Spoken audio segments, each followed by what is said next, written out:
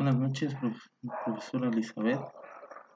Vamos aquí, voy a contestar las preguntas respecto a la actividad de autorreflexiones.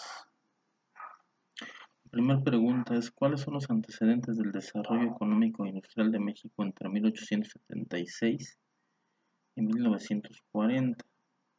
En esa época, México pasa una transición, un cambio muy radical. Desde la época del Porfiriato, el desarrollo económico del país se generaba por las actividades agrícolas. Era una de sus mayores entradas de dinero y producción en este país, con un 42% del Producto Interno, y las manufacturas solo generaban un 16%. De ahí de la época pasa la revolución. De 1910 a 1913 siguen los mismos movimientos sociales y económicos. El cambio se nota a partir de 1913 a 1916, donde se registra una crisis económica más profunda. Todas las ramas de la actividad industrial resultaron afectadas excepto la del petróleo y el Enequén. A raíz del golpe de Estado de Victoriano Huerta de 1917 a 1920, se caracteriza por la recuperación de la actividad económica por la vía primaria exportadora. De ahí pasamos al gobierno de Plutarco Elías Calles. En política monetaria establece el Banco de México, el Banco de Crédito y la Comisión Nacional Bancaria. En política agropecuaria, promulga la Ley Fraga, que se refiere a la repartición de tierras en el petróleo, a la repartición de tierras. En el periodo del Maximato se caracteriza porque el expresidente Calles controla los gobiernos de Emilio Portes Gil, Pascual Ortiz Rubio y Abelardo Rodríguez.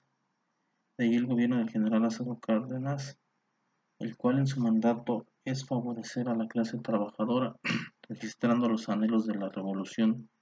Durante la época cardenista se nacionalizan los ferrocarriles y su logro más grande es la expropiación petrolera. El crecimiento de la economía al inicio cardenista hizo recuperar los ingresos políticos, que crecieron un 20% por arriba de su estimado original en 1934 y 13% en 1935.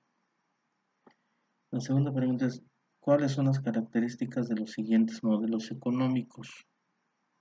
En la sustitución de importaciones, su principal característica es que se basa en un modelo basado en la agricultura a la industrialización.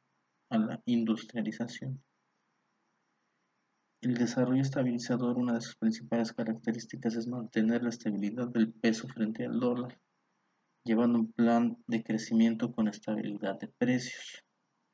Y el modelo de desarrollo compartido, su principal característica es que su motor de crecimiento económico es el gasto público. En este modelo aumenta la deuda pública externa y la moneda se devalúa. Y la tercera pregunta es, ¿qué impacto ha tenido las políticas económicas en los procesos de industrialización, crecimiento y desarrollo del país en la actualidad?